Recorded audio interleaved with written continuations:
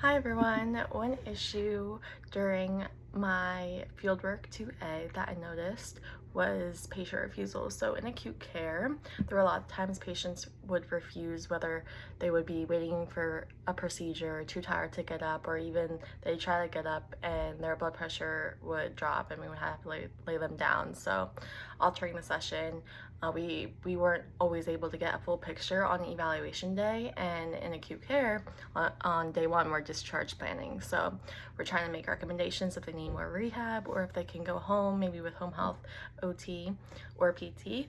And if they're refusing, it's hard to get that full picture, so we wouldn't be able to give a clear discharge recommendation, or even if they need certain equipment, we wouldn't be able to do that. We would have to continue to assess to have a full picture of their current abilities.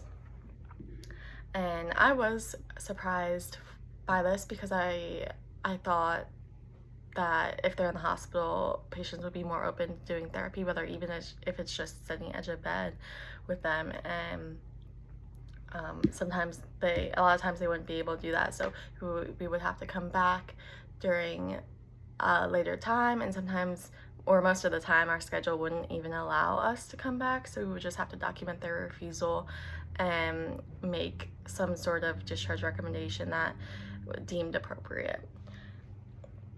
So I would probably approach it a little more differently to try to understand the underlying factor of why they're actually refusing.